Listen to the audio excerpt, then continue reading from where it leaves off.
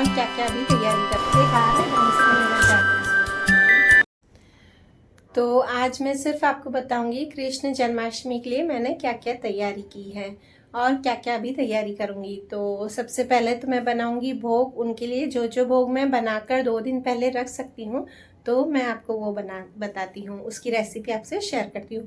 बहुत ही इजी सा सिंपल सा भोग बनाऊंगी उनके लिए। एक मिठाई बनाऊंगी और एक लड्डू बनाऊंगी नारियल के सॉरी, और पंजीरी बनाऊंगी। ये 3 चीज़ ही बनाऊंगी। और उसके बाद मैं आपको बताऊंगी कि मैं जन्माष्टमी की तैयारी पहले से ही कैसे करके रख सकती हूँ, जिससे कि मुझे उस दिन ज़्यादा दिक्कत नहीं हो और मैं कुछ भी भूल नहीं पाऊँ। मतलब जितना हो सके मैं तैयारी कर सकती हूँ, पर उस दिन की तैयारी तो थोड़ी थोड़ी होती है। तो चलिएगा, इस ब्लॉग में जुड़े रहिएगा और ब्लॉग को एंड तक देखिएगा। तो आपको ब्लॉग पसंद आएगा, बहुत ही मुझे यकीन है। तो आज सबसे पहले तो मैं मिठाई बना रही हूँ। ये मिठाई मैं राखी पे भी बना चुकी हूँ क्योंकि एकदम इजी रेसिपी है और टेस्टी भी है और घर के ही सारे सामानों से बनी हुई है। तो यहाँ पर सबसे पहले तो मैंने 3 कप दूध लिया है और दूध को मैं तब तक पकाऊंगी जब तक ये आधा नहीं हो जाए। तो ये दूध पककर आधा हो चुका है। अब मैंने इसमें 4 ड्रॉप्स डाले हैं वनीला एसेंस के और साथ में 1 कप शक्कर। और यही मैंने मिठाई राखी पे अभी बनाई थी, तो मैंने इसमें वनीला एसेंस की जगह इलायची पाउडर डाला था, इलायची का फ्लेवर दिया था। पर अभी अभी जस्ट ही मिठाई खाई है तो सबको सही नहीं लगेगा, खाने में थोड़ा सा अलग डिफरेंट नहीं लगेगा, तो मैंने उसकी जगह वनीला एसेंस का फ्लेवर दे दिया है। और फिर बस ये मैं पनीर इसमें डाल रही हूँ। पनीर मैंने घर पे ही बनाया था, बस उसको मैंने ग्रेट कर दिया है और ये पनीर है लगभग 350 ग्राम। अब जब ये अच्छे से सूख जाए, मतलब कि दूध पूरा सूख जाए, तो इसमें मैंने डाला है 1 बड़ा चम्मच घी। और घी मैंने यहाँ पर जमा हुआ लिया है। अगर इसमें पिघला हुआ घी लेंगे, मतलब मेल्टेड घी लेंगे, तो वो 2 से 2.5 चम्मच लेंगे। बस इसे भी अच्छे से मिक्स कर देंगे और इसका जितना भी पानी है उसको मैंने एकदम सुखा दिया है। ये थोड़ा सा भी गीला रहेगा तो अच्छे से सेट नहीं होगी।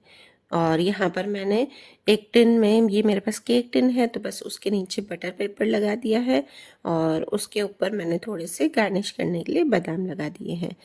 किसी भी अगर मोल्ड में या किसी में भी थाली में जमाती अगर मैं या आप जमाओगे तो उसमें नीचे आप डालना बटर पेपर। अगर बटर पेपर नहीं है तो आप न्यूज़पेपर लगा देना, जिससे कि ये आसानी से निकल जाए, क्योंकि मिठाई एकदम सॉफ्ट बनेगी। तो डायरेक्ट आप निकालने जाओगे तो वो इजीली नहीं निकलेगी, तो इसको उल्टा करके ही निकालना पड़ेगा। और ये अब एकदम रूम टेम्परेचर पर आ गई है। बस अब इसे मुझे निकालना है, तो बस ये आपको मैं निकाल के बता रही हूँ। साइड से एकदम लाइटली लाइटली चाकू से पहले इसको करेंगे ताकि वो इजीली निकल जाए। देखिए एकदम इजीली निकल गई और इतनी टेस्टी बनती ना, इतनी टेस्टी बनती ना कि घर में मैं ये ऐसे भी अगर पनीर निकालती रहती हूँ, आपको पता है, तो कभी कभी ये मैं मिठाई बना भी देती हूँ। चलिए, तो ये मेरा पहला भोग कान्हा जी के लिए तैयार है। अब मैं दूसरा भोग बनाऊंगी, तो दूसरे भोग तो इससे भी ज़्यादा इजी है क्योंकि वो एकदम 10 मिनट में ही बनकर तैयार हो जाएगा। तो यहाँ पे मैंने फिर से पैन लिया है, उसमें डाला है 2 चम्मच घी और यहाँ पे मैं बना रही हूँ नारियल के लड्डू। तो ये मैंने नारियल का बुरादा लिया है और इसको मैं अच्छे से भूनूंगी मीडियम फ्लेम पर और इसको बिना छोड़े हुए भूनूंगी, मतलब लगातार चलाते हुए 3 से 4 मिनट तक, बस इससे ज़्यादा बिल्कुल भी नहीं। तो यहाँ पर मैंने अच्छे से ये भून लिया है। अब मैं इसमें डालूंगी इलायची पाउडर। हाँ, और आपको मैं ये बताना भूल गई कि ये जो नारियल का बुरादा है वो मैंने लिया है 100 ग्राम। तो बस अब इसमें अच्छे से ये मिक्स हो गया है। तो अब मैं इसमें डालूंगी कंडेंस मिल्क। तो मेरे पास ये जो डब्बी है कंडेंस मिल्क की वो 200 ग्राम की है और मैंने इसमें लगभग 125 ग्राम कंडेंस मिल्क डाला है। ये एकदम परफेक्ट रेशियो है। मतलब अगर मैंने इसमें 100 ग्राम नारियल के बुरादे में 150 ग्राम, सॉरी 125 ग्राम कंडेंस मिल्क डाला है ना, तो एकदम अच्छे से लड्डू बन गए थे। हाँ, अगर आपको कम लगे या ज़्यादा लगे तो आप उस हिसाब से थोड़ा इधर उधर कर सकते हैं। और हाँ, अगर आपके पास कंडेंस मिल्क नहीं हो तो आप उसे घर पे भी बना सकते हैं।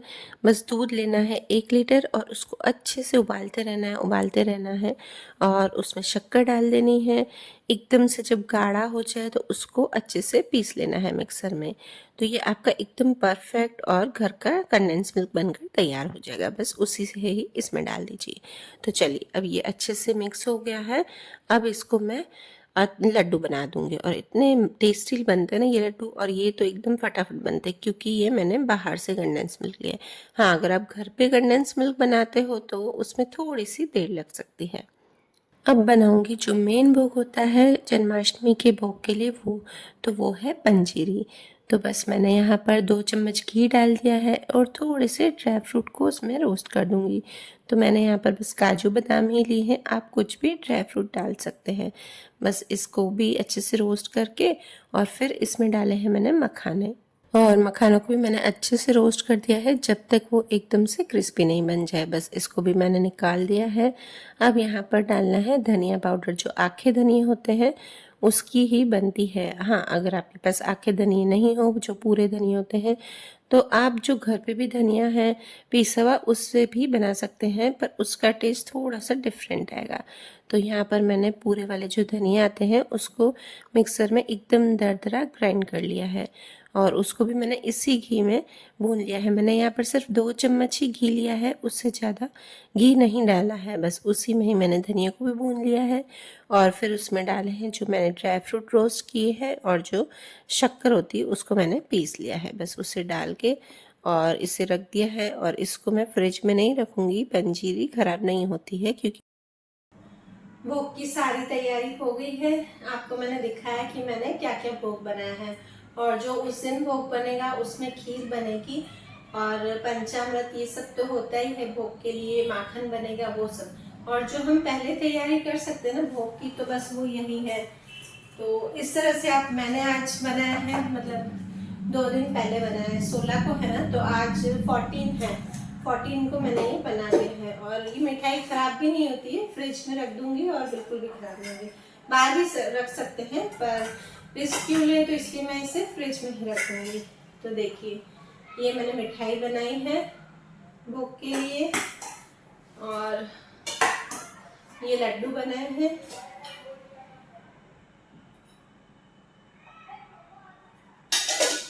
और इसमें मैंने पंजीरी रखी। पंजीरी फ्रिज में नहीं रखूंगी, पंजीरी तो खराब होती नहीं है। तो बस ये मेरा भोग का जो भी है सामान वो, तो इन तीनों में भोग का सामान है। जो भी मैंने बनाया वो आपको मैंने दिखा दिया। अब जो उस दिन मुझे जन्माष्टमी के लिए जो जो हमको चीज़ें उस टाइम चाहिए ना, तो मैं पहले ही उसको इकट्ठा करके और एक ड्रॉर में, बच्चों का एक ड्रॉर खाली है, बस उसमें अरेंज कर लूँगी, ताकि उस दिन कुछ भी भूले नहीं। पहले से ही सब सेट करके रख दूँगी। और उस दिन जो सामान चाहिएगा, जैसे ककड़ी होती है, सिक्का होता है कृष्णा जी के जन्म के लिए, तो वो बाद में करेंगे। तो आपको मैं सबसे पहले तो ये है, ये एक तरह का हैम्पर है, गिफ्ट हैम्पर है, हमको गिफ्ट में आया था। तो मैंने इसी को ही, इसमें हम कान्हा जी को सुलाएंगे। जब भी कान्हा जी का जन्म होता है उससे पहले उनको फूलों से ढक के और सुला के रखते हैं शाम से ही। तो बस इसमें मैं फूलों से सजा के और उनको सुलाऊंगी।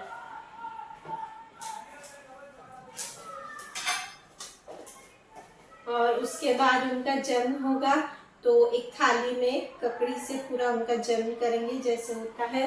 उसके बाद हम इसमें कान्हा जी को नहलाएंगे। इसमें पूरा ये उसकी पीतल की थाली है, तो उसमें नहलाएंगे। थोड़ी सी यहाँ से देखो ये ब्लैक ब्लैक हो रही है, पर ये दाग हट नहीं रहे। मैंने अभी पीताम्बरी से इसको वॉश भी किया है, पर ये भी दाग नहीं जा रहे। और ये कटोरी भी अगर कुछ यूज में आएगी तो करूंगी, अभी सोचा नहीं है, पर साथ में रख दी है। और उसके बाद ये झूला जिसमें हम उनको बिठाएंगे, और मटकी, ये बांसुरी हम रखते हैं साइड में, ये मटकी पर लटकाने के लिए। ये इसमें हम माखन, दूध, दही ये सब डाल के, तुलसी का पत्ता ये सब डाल के और लटकाते हैं, मतलब टांग देते हैं, और फिर बच्चे उसको फोड़ते हैं। हर साल हम ऐसे ही सेलिब्रेट करते हैं।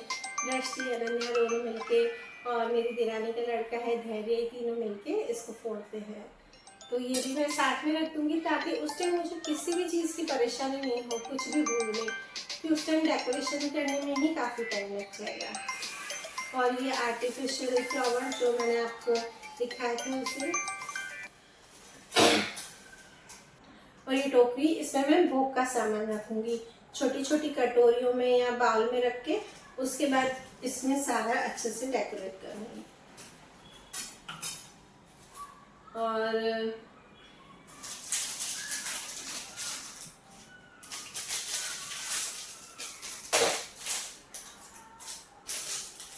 और ये 2 टोकरी, इसमें क्या करूँगी मैं, दोनों टोकरियों में कान्हा जी को स्नान कराएंगे। उसके बाद पोंछ के जिसे वस्त्र पहनाते हैं ना उनको, तो इन दोनों में इनको हम फूलों से सजा देंगे। उसके बाद एक में छोटे कान्हा जी को और दूसरे में बड़े को, उनको इसमें वस्त्र पहनाएंगे और उसके बाद झूले में उनको विराजमान करेंगे। और ये कान्हा जी के वस्त्र जो भी हम ड्रेसेस लाए थे उस दिन कान्हा जी की, ये वही हम उस दिन इस्कॉन मंदिर गए थे, मैंने बोला था कि मैं ड्रेस लाई हूँ कान्हा जी के लिए, तो बस ये वही है। इतनी सुंदर ड्रेस है, इसकी डिजाइन बहुत ही सुंदर है। तो ये उस दिन हम पहनाएंगे जन्माष्टमी के दिन। और दूसरी ये ड्रेस है कान्हा जी की, ये हम छठी के दिन पहनाएंगे। ये भी अच्छी है, बहुत सुंदर है, दोनों बहुत ही प्यारी ड्रेसेस हैं। बस इसको, इन सबको मैं साथ में ही रख दूंगी। और ये कान्हा जी के लिए हम ऑर्नामेंट्स लाए हैं, ये दोनों मालाएं अपने हाथ के हैं दोनों कान्हा जी के। और ये है गिफ्ट, छोटा सा गिफ्ट है कान्हा जी के लिए, मैं आपको दिखाती हूँ। इतना प्यारा सा, आप गैस देख के बताइए इसे क्या है। ये एकदम यूनिक गिफ्ट है।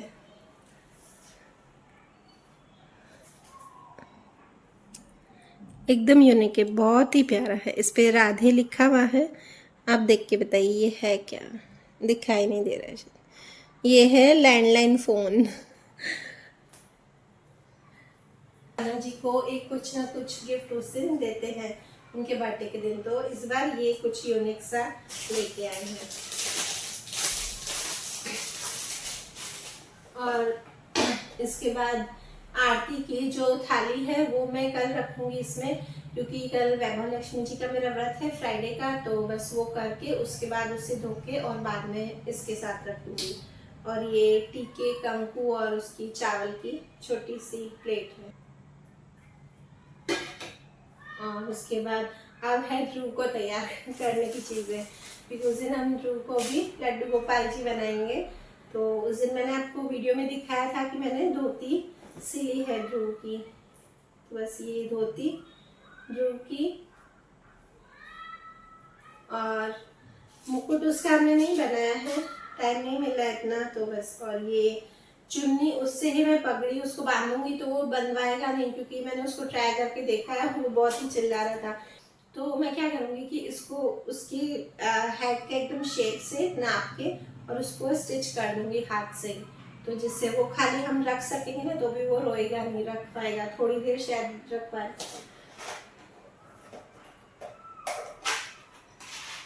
और ये देखिए,